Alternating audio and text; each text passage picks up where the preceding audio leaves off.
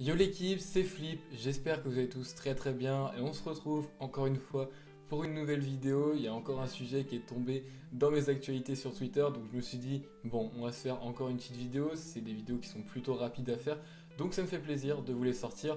Aujourd'hui on va parler du cas Ramos comme vous l'avez vu dans le titre. On va parler du cas Ramos surtout au Paris Saint-Germain. On va pas se demander si l'info qui est sortie est crédible, tout ça. C'est pas vraiment ce qui va nous intéresser aujourd'hui. Nous aujourd'hui on va se demander est-ce que c'est une bonne idée pour Ramos, est-ce que c'est une bonne idée pour le Paris Saint-Germain, et tout ça dans une nouvelle analyse Mercato.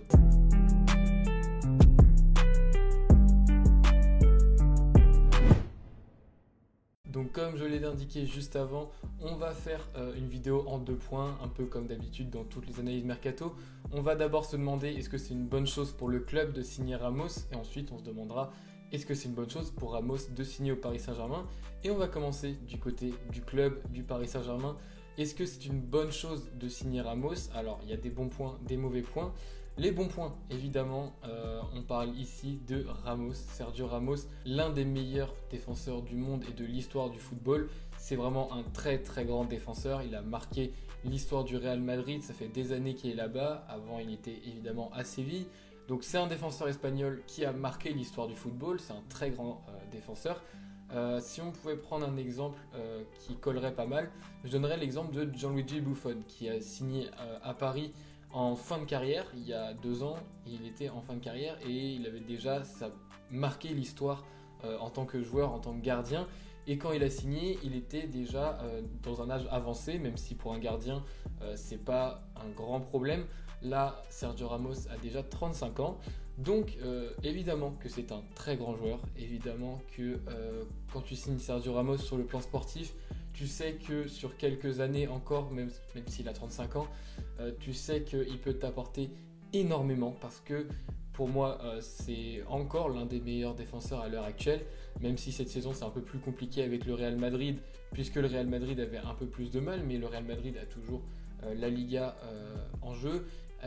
Vient de se faire éliminer en demi-finale de Ligue des Champions, mais ça reste une demi-finale de Ligue des Champions quand même.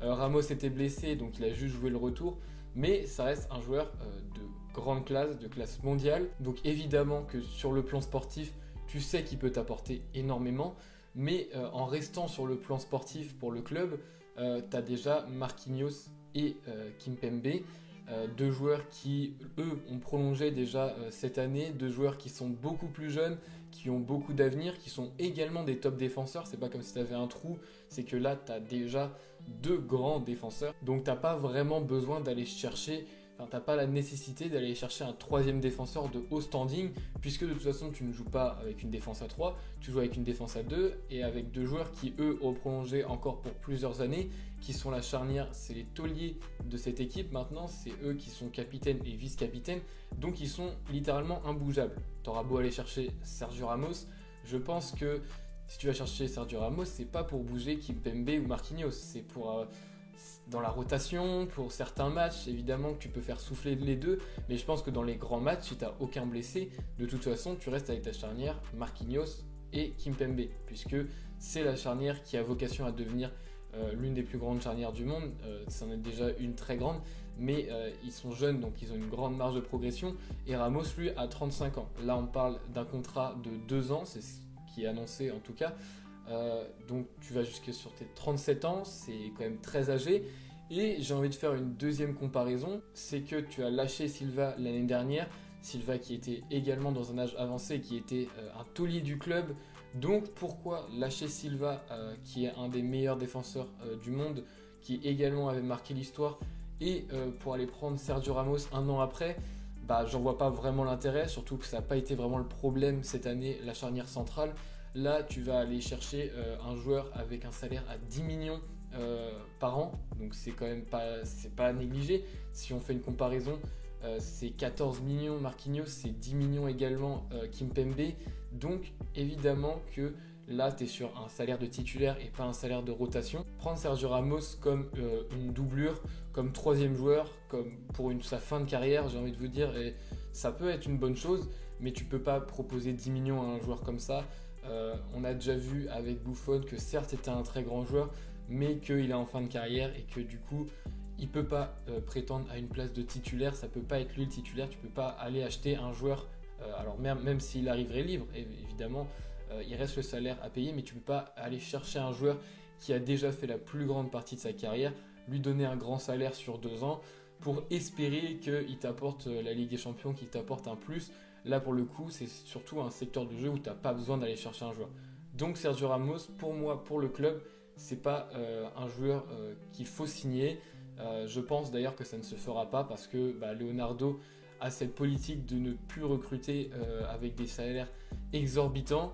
De toute façon, il a prolongé ses 2 défenseurs centraux, donc il leur fait confiance. Et il n'a pas besoin d'aller chercher un Sergio Ramos. C'est mon avis et je pense que ça sera l'avis du directeur sportif de Paris également. Enfin, je pense, évidemment je ne suis pas dans sa tête, mais je pense que c'est le choix le plus logique. Maintenant, on va voir du côté de Sergio Ramos. Est-ce que lui, c'est une bonne chose pour lui d'aller au Paris Saint-Germain? Alors là, c'est en demi-teinte. D'un côté, on parle de rejoindre Paris, qui est une très grande équipe. On en parlait hier dans la vidéo sur Neymar. C'est toujours un plus sportivement de rejoindre Paris parce que c'est un projet international. C'est un projet sportif qui est également très très fort, qui est en construction, qui est en train de devenir l'un des plus grands projets sportifs européens. Donc évidemment que c'est quelque chose de rejoindre le Paris Saint-Germain, de finir sa carrière. On pense à David Beckham par exemple, qui avait rejoint Paris et qui avait fini sa carrière. Ça peut être une bonne chose, mais dans un autre sens, si on en revient à la première partie, on ne peut pas aller lui donner un rôle de titulaire. Donc est-ce que quand tu es Sergio Ramos, tu as envie de finir ta carrière pas en tant que titulaire dans certes un grand club, mais pas en tant que titulaire, en tant que joueur de rotation derrière Marquinhos et Kimpembe? J'ai envie de vous dire, je ne pense pas. Je pense qu'il y a également de l'ego qui joue là-dedans et que du coup, Sergio Ramos n'a pas envie spécialement de venir jouer derrière ces deux joueurs, puisque ça reste quand même un énorme joueur, Sergio Ramos. Mais comme je vous le dis, je ne pense pas qu'il peut aller prétendre à une place de titulaire. Non pas qu'il n'ait pas le niveau, mais pour une question de club, pour une question de groupe, je pense que pour l'avenir, c'est ni une bonne chose pour lui, ni une bonne chose pour nous. Et de toute façon, pourquoi quitter le Real Madrid? Là, on parle quand même du Real Madrid, une équipe qui reste une top équipe mondiale, je pense l'une des plus grandes équipes de l'histoire du football. Donc pourquoi quitter le Real Madrid quand tu as tant marqué l'histoire?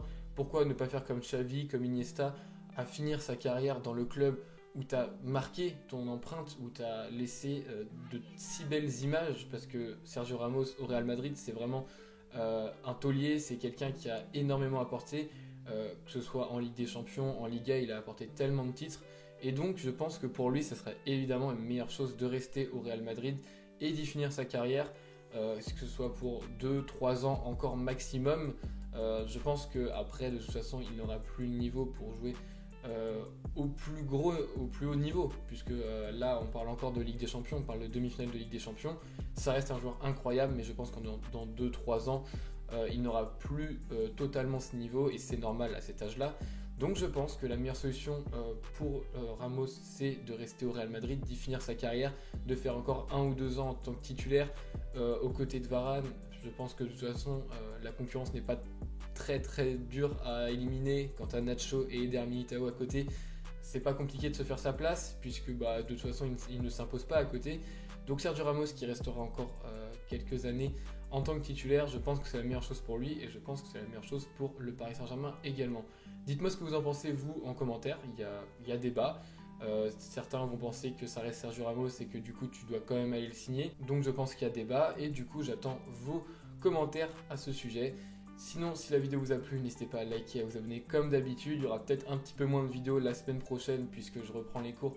Donc évidemment, moins de temps pour faire des vidéos. Je vais quand même essayer de garder un rythme qui est bon et de vous faire des petites analyses mercato ou d'autres vidéos avec des sujets un petit peu plus approfondis quand j'en aurai le temps. Mais si ce rythme vous plaît, comme d'habitude, n'hésitez pas à vous abonner. Ça fait toujours plaisir. Et sur ce, moi je vous dis à la prochaine, à très vite pour une nouvelle vidéo.